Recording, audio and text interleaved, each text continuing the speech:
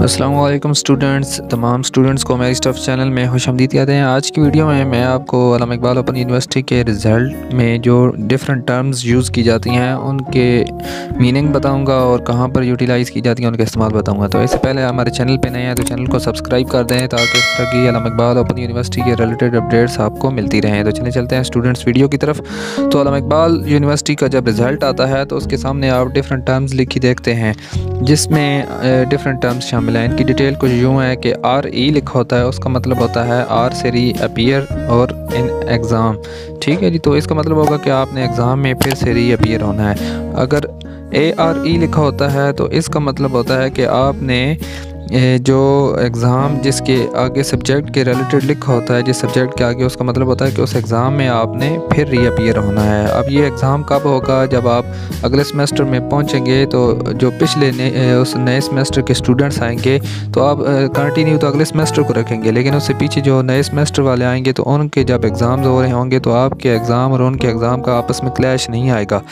तो उसकी आपको डेट शीट आ जाती है उस एग्ज़ाम की, तो फिर आप उनके साथ दे देते हैं तो उसका फिर रिज़ल्ट इस तरह क्लियर हो जाता है। तो बाकी इसकी फ़ीस भी पे करनी पड़ती है। वो एप्लीकेशन आपको दे दी जाती है, उसका सारा फॉर्मेट वो आपने एप्लीकेशन दोबारा से फिल करके और फ़ी सबमिट करवा के और चलान फॉर्म वो यूनिवर्सिटी आपने भेज देना होता है। उसके अलावा तीसरे नंबर पर है RW। R से रीअपीयर इन वर्कशॉप, W से वर्कशॉप बनता है, तो आपने उस सब्जेक्ट में वर्कशॉप में अपीयर होना है। ठीक है जी, और उसका भी आपको मैसेज या वो आपको सारा कुछ LMS पोर्टल पर आ जाता है कि कब वर्कशॉप होगी तो किस तरह से होगी। तो अभी मौजूदा कंडीशन में कुछ सिग्नल्स प्रॉब्लम की वजह से कुछ लोग जो है वर्कशॉप नहीं ले पाए, और या कुछ सिस्टम मैनेजमेंट में प्रॉब्लम थी जिसकी वजह से वर्कशॉप में लॉग इन के लिए मसला बनता था। तो आप यूनिवर्सिटी की जो कंप्लेन वाली वेबसाइट है उधर जाकर आप कंप्लेन दर्ज कर सकते हैं। तो यूनिवर्सिटी के काफ़ी स्टूडेंट्स को ये इशू काफ़ी बना है वर्कशॉप की, हालांकि उन्होंने ली भी थी तो तब भी उनका इशू बना है। तो आप यूनिवर्सिटी के जो है वेबसाइट उस पर आप कंप्लेन कर लें। ठीक है जी, तो वो आपका इशू ठीक कर देंगे, और उम्मीद है काफ़ी लोगों का वर्कशॉप का मसला बना है तो वो जल्द रिजॉल्व हो जाएगा। उसके बाद स्टूडेंट्स फिर आता है REW, तो reappear in exam and workshop. इसका मतलब होता है कि आपने वर्कशॉप और एग्ज़ाम में दोनों में अपीयर होता है। जिस सब्जेक्ट के आगे लिखा होता है तो उसकी वर्कशॉप और एग्ज़ाम दोनों में रीअपीयर होता है।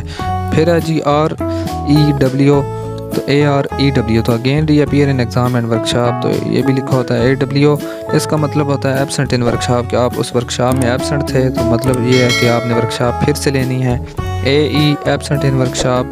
ठीक है जी, तो उसमें आपकी अटेंडेंस के 0 मार्क्स काउंट होंगे। RL, इसका मतलब होता है रिज़ल्ट लेट है अभी, तो आप अपने रिज़ल्ट का वेट करें। ठीक है जी। फेल, इसका मतलब होता है कि आप टोटल कोर्स में ये जो है फेल हैं और आपको री एडमिशन लेना पड़ेगा। Absent in course, fail in course और सब्जेक्ट। तो सब्जेक्ट में लिखा होता है कि आप उस कोर्स में अगर एब्सेंट हैं तो फिर भी आप फेल कंसिडर होंगे और फिर आपको री एडमिशन लेना पड़ेगा।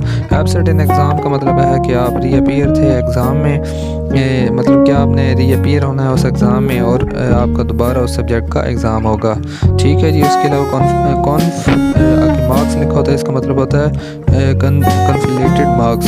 इसका फार्मूला होता है कि कुछ असाइनमेंट्स के 30% मार्क्स काउंट करते हैं और 70% उस सब्जेक्ट की एक फार्मूला है जिसके तहत उसकी अगली वीडियो में बना दूंगा कि किस तरह इनके जो है वो मार्क्स काउंट होते हैं। UMC unfair means case.